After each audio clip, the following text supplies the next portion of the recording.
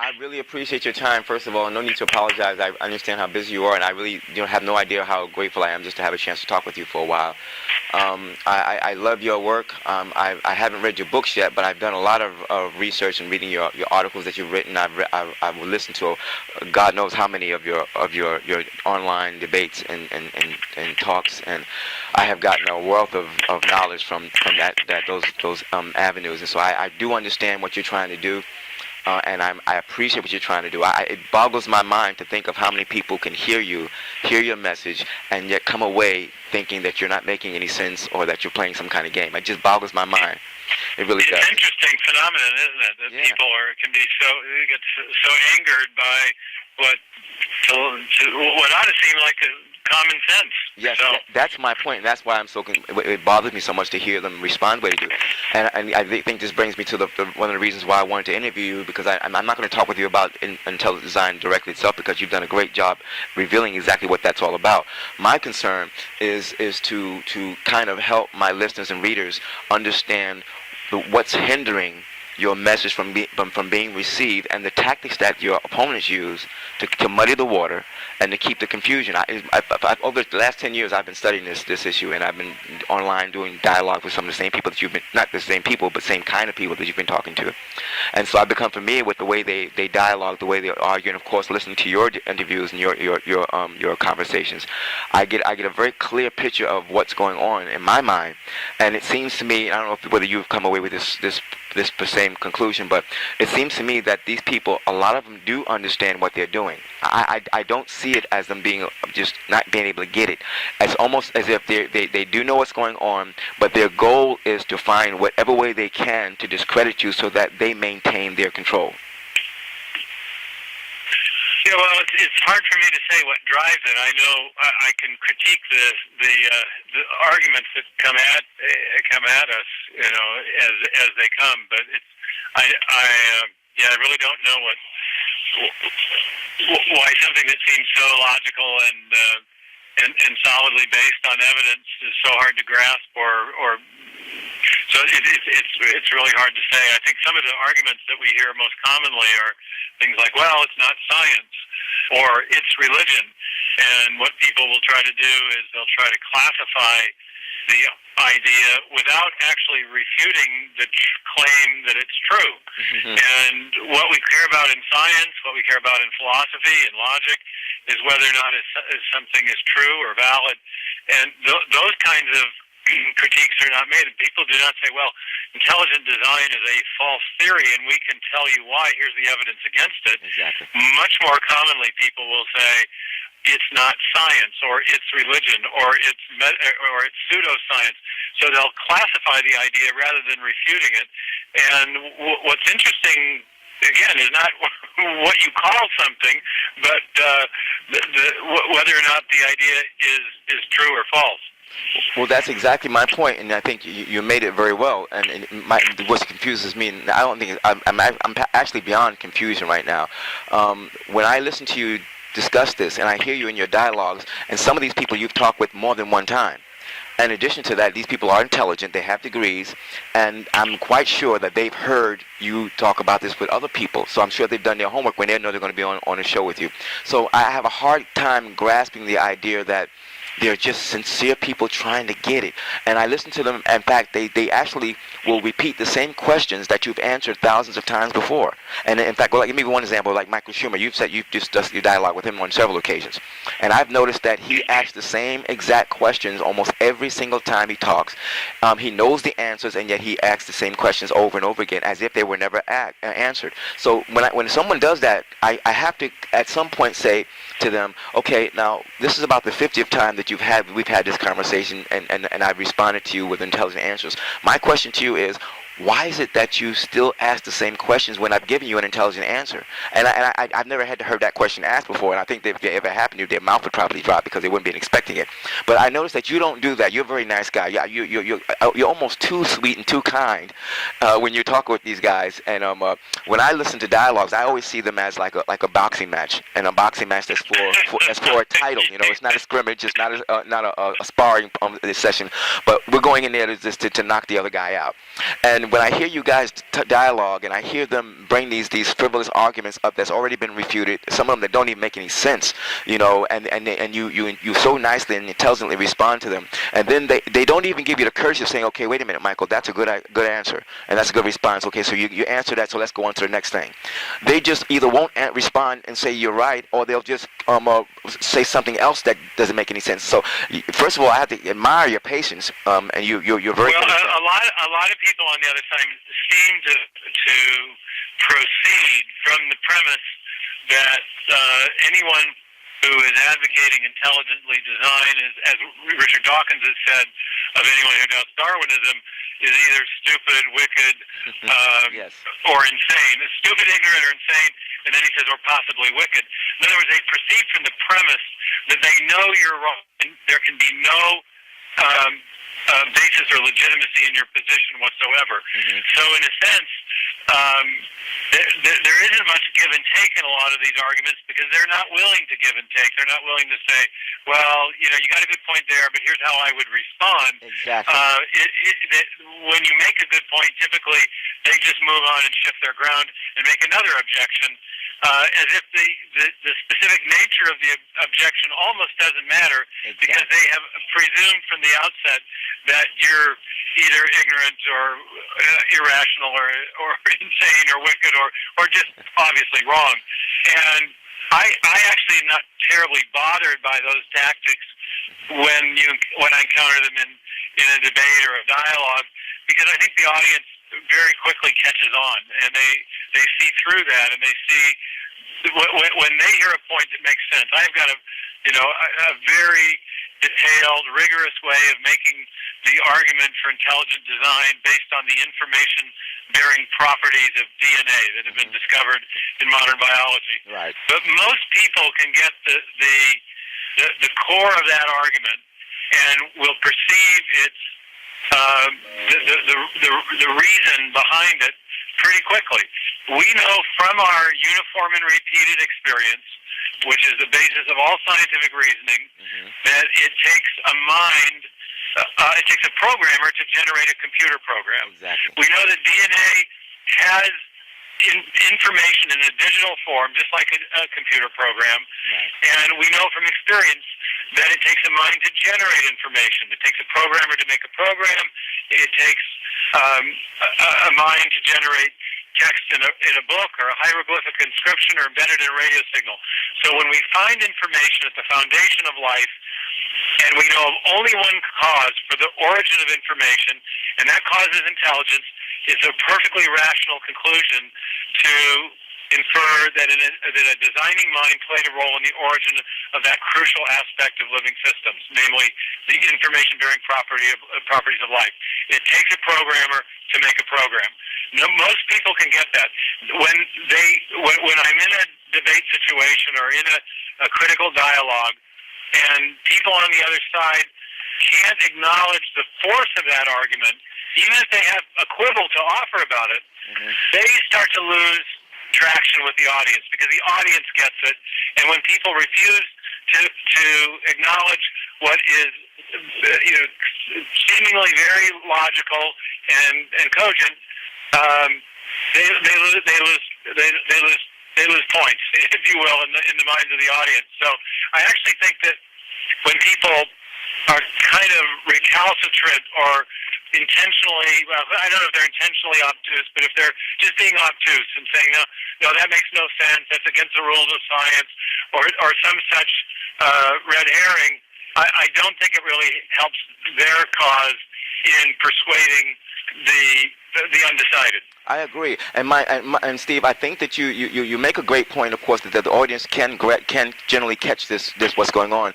But I think that, and from my understanding, especially from listening to people who have actually witnessed these kind of discussions and witnessed these dialogues, and when talking with them, many of them I have actually heard them indicate that they thought that people like yourself have lost the debate, so they're not really hearing everything that you would hope that they would be hearing. I think that's true. I think that's true. Oftentimes they do think they've won, even when it's clear they lost the audience.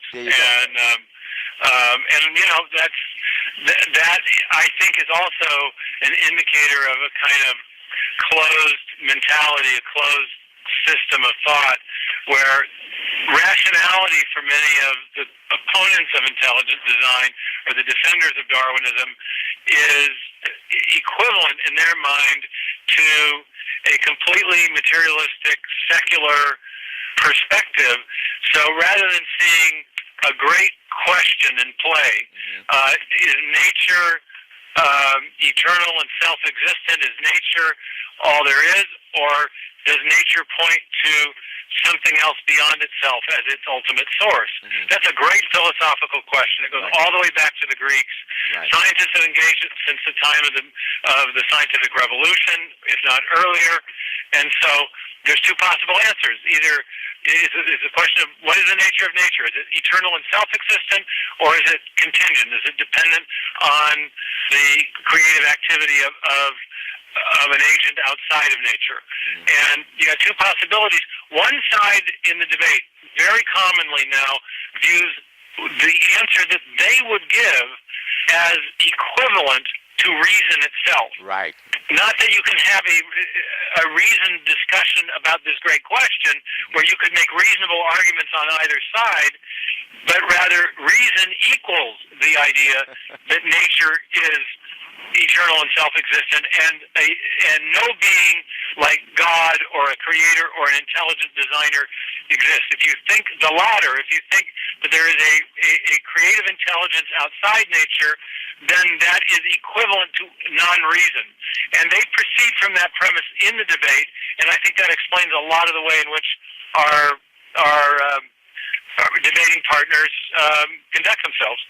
Now, but my concern here is that when you point this out, generally, if you explain to them that you're following the actual method of science method, you're following the methods of people. I'm not only following a standard method of scientific reasoning. I'm using Darwin's method of scientific reasoning. Yes, and you make that clear in many of your dialogue with him. So this is the reason why, Stephen. I mean, please don't think I'm a mean person, but I mean, this is the reason why. And I scrutinize these conversations very carefully. In fact, right now, one of my projects I'm working on is I'm going to be dissecting the conversations point by point, and doing commentary on the way the people. Because I've never seen that done really, and I think that's something that needs to be done to help the audience who doesn't get it. That people are being given the correct answer, they're being given intelligent answers, and then they still respond with such illogic that it just baffles the mind. And I think that when and sometimes I have to say this when I'm listening to you talk, I'll be saying, Steve, why did you let him get away with that? Or why didn't you challenge him on that? Because you're so nice and you don't actually come out and say, okay, now wait a minute here. I just gave you a logical explanation, and you act as if you don't get it. You're an intelligent person. I don't get why you're not getting it. And then there was one guy you discussed with. He was a Christian. His name is Arthur Hunt, oh no, not Arthur, but he was on the same panel with Steve Matheson. And he said to you that he gets it. I get it. And then in the next breath he says, but I'm going to wait until I find to see if there's going to be a naturalistic explanation. Now you remember what you said to him. You said now then you actually concede to the fact that what I'm saying is the best thing going now. And the audience bust out laughing because they got the point. And then you said something that I said, now you had him against the ropes. And you said, I didn't mean this to be an aha moment. And I said, wait a minute, Steve, but it was. Because I think once the audience bust out laughing, I think in debate terms, I think it was a knockout. Actually, there you go. That's right. I'm a huge boxing fan too, and I did a little amateur boxing, and there's different styles, and one is you're on your toes, you back up and you counter punch, and other people go in throwing leather. So maybe I'm more of a counter puncher, but I do like to trust the audience. I think the audience, is much more discerning. My dad's an engineer, and he's got a kind of a healthy distrust of academics. He thinks that there's lots of different ways of being smart, and I think that's true. I have some great conversations with the guy who fixes my furnace, and I could no more do that than than he could do one of these debates. But he's a really bright guy, and he's listening to radio all the time. He's interested in ideas. So I think I tend to think that the audience is pretty smart, and And when people are using a disingenuous style of argumentation, pretty soon it becomes apparent. And I think, for example, when people resort to calling names, when they do the name calling, and even things that are not personal, like continuing to portray intelligent design as intelligent design creationism. Right. When they know that repeatedly we have made a clear distinction between intelligent design and creationism, that they're two different things.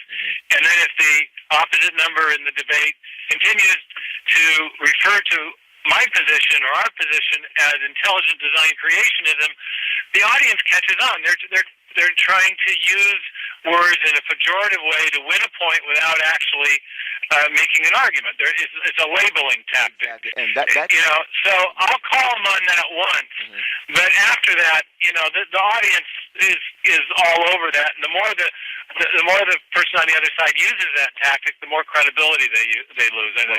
I'm looking forward to that being one of the things that's going to really destroy them and their credibility in these kind of conversations, and which is one of the reasons why I'm trying to document these type of things, because that will keep it before the audience. And I think that even a con artist, once the people knows their tactics, they're no longer effective at all. And I think that's the point you're making. I agree with you on that one.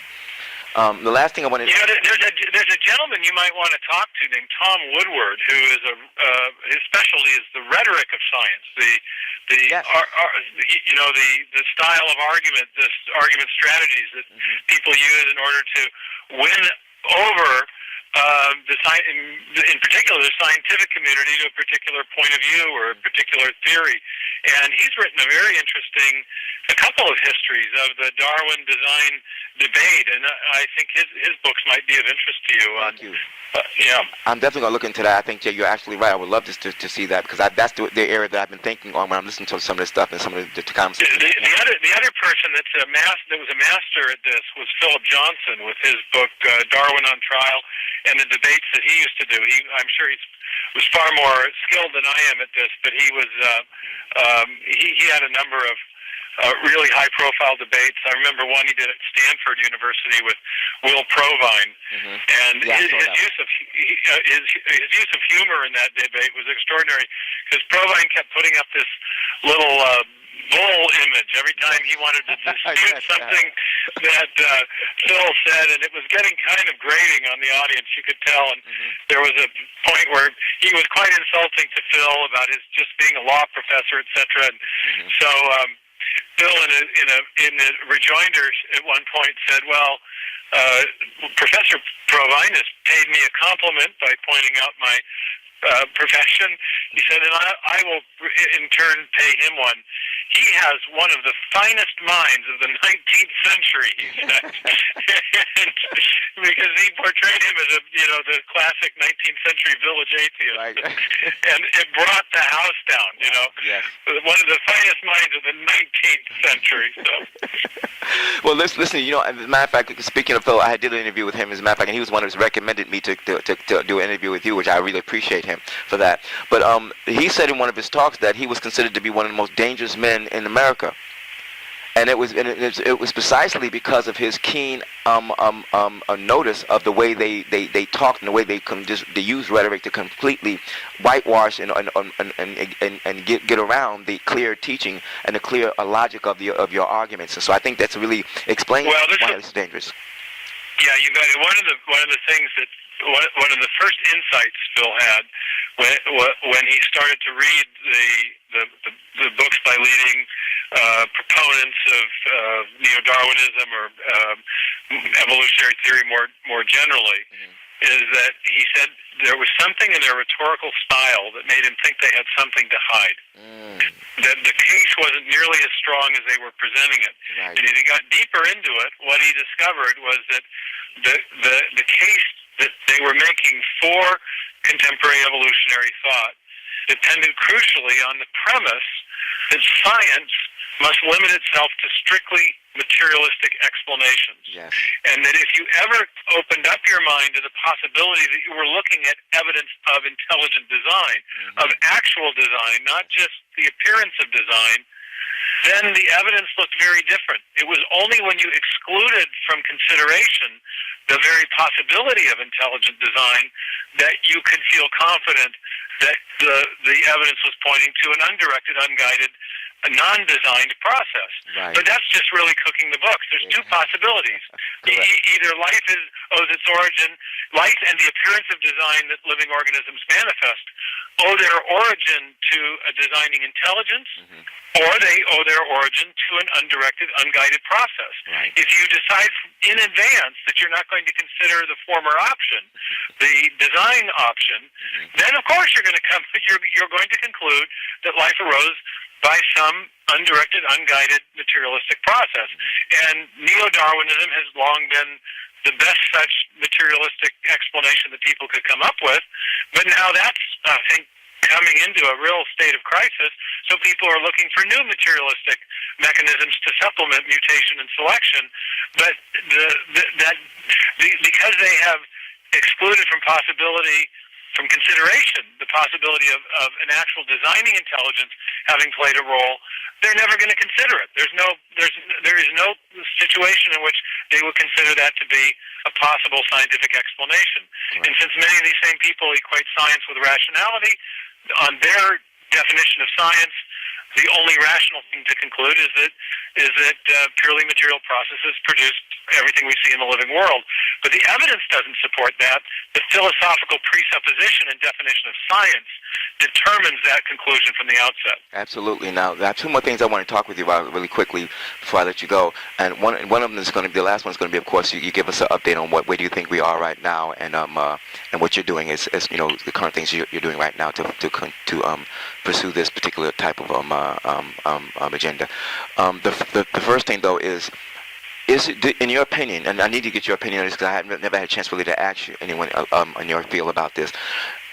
They do have something to lose. There is another motive behind their being so adamant and determined to shut you guys down, and that is because they are the gatekeepers right now. They control a lot of the grant money. They're the ones writing the textbooks. They're the ones that they have a certain level of power right now, and if they concede to intelligent design, and that door is open. Now, I know that they say that they don't want to open because it leads to religion, but I think that there's another motive here, that once it becomes clear that you guys are right and you're making a lot more sense when it comes to this issue than they are, it's going to open the doors for a shift in the focus of the grants and things of that nature. I think there's something going on there where the credibility and the right to be heard becomes a more level playing field. And I think that it seems like they're afraid to lose that, so it's easier for them to make you guys look like idiots and not worth to be listened to. Because if it ever gets out to that point, then they're going to have to share that platform with you, and there's something that they don't want to do. Well, let's talk about where we are in the debate first, because I think that's really interesting. Okay. And it speaks to the tenuous nature of the grip that people do have over the kind of what Professor Johnson used to call the high priesthood of the culture. Yes. The scientists are telling everyone the creation story of the culture. At least the Darwinian scientists are, and that gives them a number of personal interests. One of which is to maintain that position of prestige and authority, and in some cases control over granting money. Right. It also gives them a kind of metaphysical interest, because they're vested in not just the scientific theory, but the worldview that and metaphysical implications of that theory. And many of them are unable, in my experience in talking to people who are committed to this point of view, many of them are unable to distinguish the science from the worldview. So they really think that they're just espousing a scientific position and don't realize that this is, as Michael Ruse has pointed out, that Darwinism has functioned as a kind of secular worldview or religion for many scientists, because it does provide that creation story. So there's a lot at stake in this scientific issue beyond normal kinds of scientific debates. There's an ideological element to it. Correct. But let's go back and talk about where we are in the debate, because I think that's what's really interesting and exciting. In my book Darwin's Doubt, I critiqued the creative power of the mutation selection mechanism. And what you find when you get into the biological literature, into the literature in evolutionary theory, is that many, many leading evolutionary biologists now are openly acknowledging that the standard mutation natural selection mechanism lacks the creative power to generate the major innovations in the history of life. In Darwin's Doubt, I wrote about this event in the history of life called the Cambrian explosion, where the first major group of animals arise in the fossil record. That's long been a perplexing event to paleontologists, to evolutionary biologists, all the way back to Darwin himself.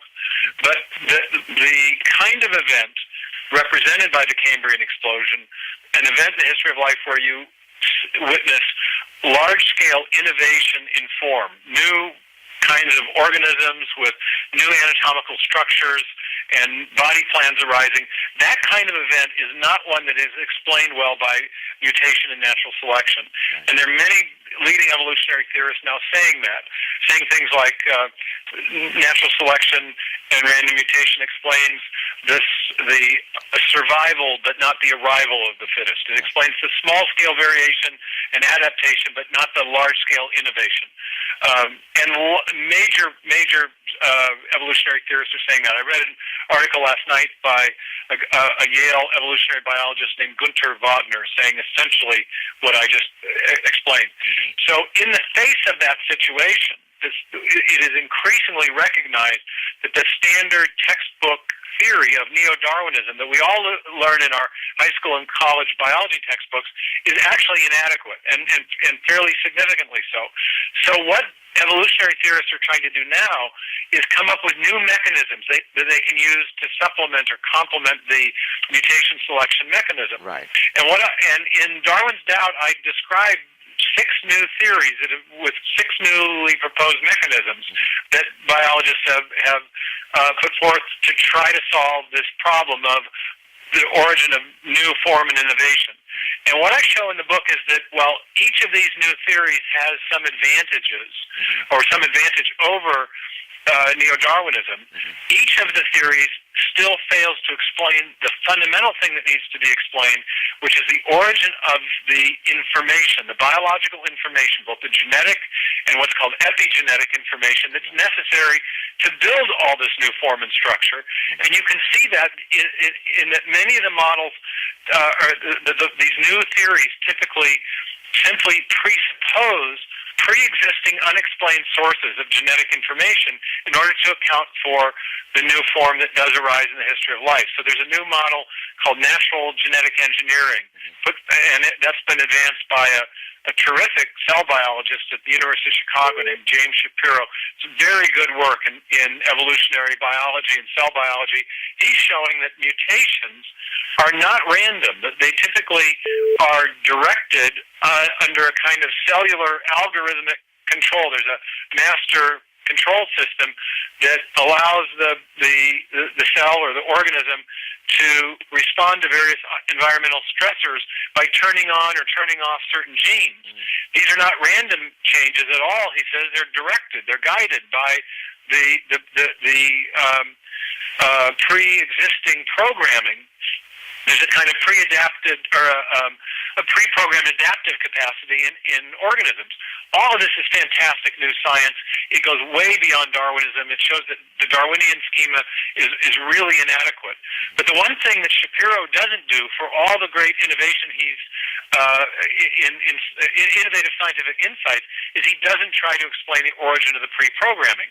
But that's where you see the evidence of design. It's the origin of that information that's critical. So I think we're at a really interesting point in evolutionary theory where leading evolutionary theorists themselves are acknowledging that neo-Darwinism has failed. They're trying to come up with new models, but the new models that they've come up with have not explained the key thing that needs to be explained, which is the origin of information, genetic and other forms of biological information. And instead, the only thing that explains the origin of information in our experience is intelligent design, but that's exactly where people don't want to go. That crosses that imaginary boundary where it says that's beyond the rules of science to talk about the activity of a designing intelligence, and yet that's what the evidence is pointing to. So you've got a real tension between the rules of science as commonly perceived and the actual and what the evidence says. And the people in the ID movement want to go with the evidence, not obey these arbitrary rules. And isn't it true that the road that they're going down is really the true hindrance of science discovery and science development? Because if it's a dead end that's leading nowhere, it can't really benefit science. And they accuse you guys of being the ones that are science stoppers. Well, exactly, and we think that the obligation of the scientist is to follow the evidence wherever it leads to the best explanation. Correct. And we think that our knowledge of cause and effect, in fact, this was Darwin's principle, that our knowledge of cause and effect should guide us in our assessment of what constitutes the best explanation. The best explanations are ones which posit causes which are known to have the capacity to produce the effect in question.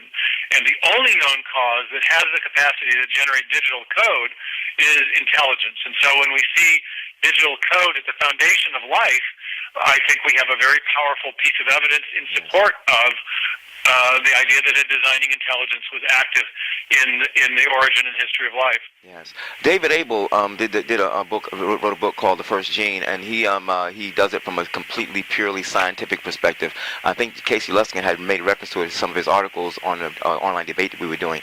Have you ever read his book, or are you familiar with him at all? I am familiar with some of his articles, in particular the ones he's written about the origin of the first life, and they're excellent. He's a very good scientist, very good analytical mind. He typically writes papers that are critical of standard materialistic evolutionary theory, right, either chemical or biological, without broaching intelligent design as a positive alternative. Right. But the way he writes his articles also sort of intimate that he's friendly to the idea. Right. So exactly. Now, I really want to let you go because I really appreciate your time and what you've done for me. I want to know if you guys, I know you guys are working on written, like getting books published, because I know that they often say that you haven't published anything and you haven't done any peer review, which is all a bunch of baloney, because I know that there's that kind of information is out there, and that you actually are working on experiments, and I think that you could do more of that if you were able to get grant money from that's being attributed to given to evolution. If you can get some of that grant money, you guys can make a lot more progress, and I wish that would happen. Well, we're always open to have more funding for our scientists. There are. First of all, on the peer-reviewed issue, people should go to our website. There's at Discovery Institute. Go to the page for the Center for Science and Culture. There is an entry there of peer-reviewed articles and books supporting the theory of intelligent design, and I think we're upwards of 75 now. In 2004, I submitted an article for peer review at a journal called the Proceedings of the Biological Society of Washington. It eventually went through peer review and was approved and was published, and then a tremendous firestorm of controversy erupted around the article. The editor at the journal was severely chastised. His office and keys were taken away. He was transferred under the supervisorship of a museum bureaucrat rather than being allowed to continue to work with his longtime scientific supervisor. He was eventually demoted. There was a lot of media coverage about it. But one of the things that the people who were persecuting Dr. Richard Sternberg said was that, this article should not have been published because it's not scientific. But they had also been saying articles about intelligent design is not scientific, and then because it hasn't been peer reviewed. Mm-hmm. So you have this kind of circular argument. Right. The intelligent design can't be published because it's not scientific. Why isn't it scientific? Well, because it hasn't been published in a peer-reviewed journal. So it was, that barrier has now been breached, yes. And there is a lot of peer-reviewed scientific literature, both technical articles and longer books that are out there. And so it's a kind of a red herring in the first place because it's a procedural argument. You don't tell the truth or falsity of a theory by the manner in which it was or was not peer reviewed. The Origin of Species was not peer-reviewed. Right. It was a trade book. So oftentimes, big ideas in science are developed in a book-length treatment that does not go through the kind of peer review process that we've had in the United States in science since World War II. That is true. But in any case, people are also publishing those types of articles promoting developing the case for intelligent design, and we have a list of them on the website. How do people donate to Discovery Institute if they want to support you guys? They can go to the website. It's there's a place there to click and make a donation. They can also call the institute in Seattle and offer assistance, or just simply mail in a check to Discovery at our address in Seattle. It's 208 Columbia in Seattle. All right, Steve, thank you so much for your time, man. I know you're very busy, and I'm going to be praying for you and asking my friends, everybody I know, to pray for you, because I know you need that support. And I think that you've done an excellent, commendable job by stressing that you're going to keep the focus on the science, because the science is something that they can't refute and they can't deny. And I really appreciate that. I know that it doesn't discredit your faith in God, but it is important that when you're on the secular industry, that you have to use the secular to reach them. And I think that it was David Barton that mentioned one time that we have to think spiritually, think biblically, but speak secularly, and it works very well. Well, in the debate we're involved with, it's really all about the... I was told long ago, I believe what I was told. I was told Jesus is coming soon. I was just a child when I was told, just a lad, but now I am grown, and I still